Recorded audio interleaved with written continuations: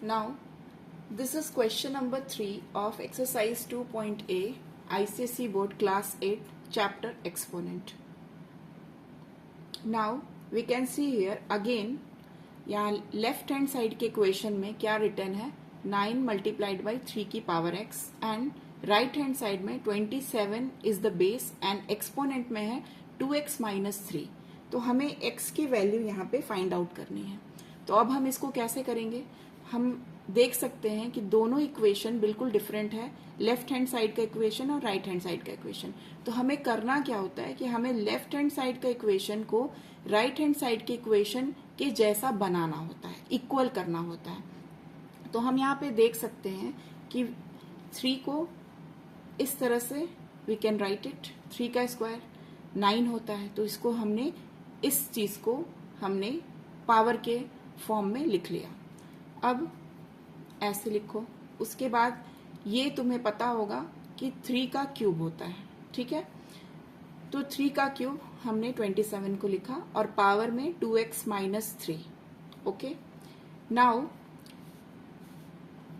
अभी LHS को हम एज इट इज लिख देंगे और हमें ये पता है कि अगर किसी एक्सपोनेंट का पावर में m हो और ब्रैकेट के बाहर अगेन n लगा हो तो ये दोनों पावर जो है बेसिकली क्या हो जाएगा, मल्टीप्लाइड हो जाएगा. ये हमें रूल्स ऑफ एक्सपोनेंट में पता है, ये चीज हमें पता है. सो बाय दिस रूल ये 3 जो है यहां मल्टीप्लाइड हो जाएगा. ओके, ये 3 ऊपर मल्टीप्लाइड हो जाएगा. तो 3 को मल्टीप्लाइड करने के लिए हमने क्या किया, इस एक्सपोनेंट में एक ब्रैकेट डाल दिया. इस ब्रैकेट से हमारा सॉल्यूशन इजियर हो जाएगा. दैट्स वाई ये ब्रैकेट मैंने डाला.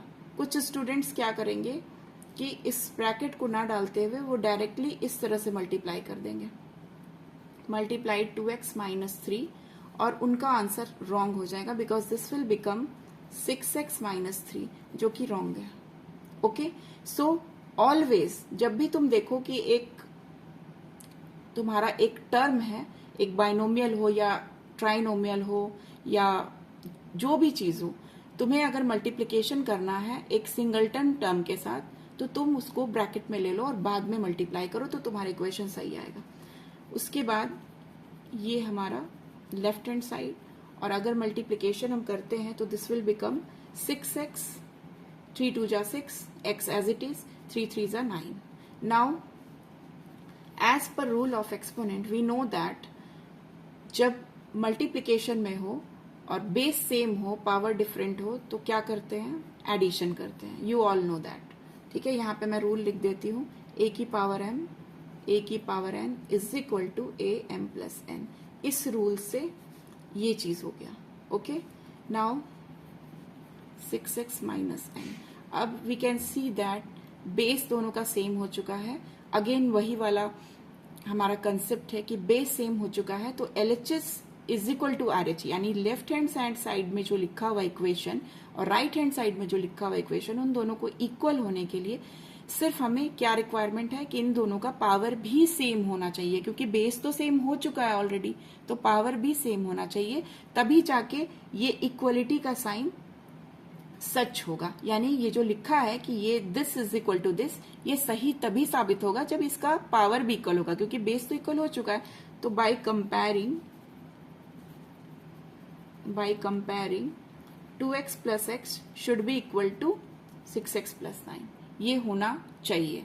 नाउ x की वैल्यू फाइंड आउट करते हैं. तो by transposition method you know that कि 9 इधर आ जाएगा और x ये वाला इधर चला जाएगा. 9 प्लस 2 यू नो 11.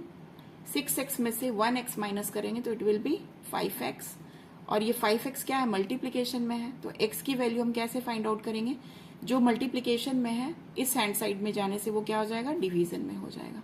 तो this will be your answer. You can write it in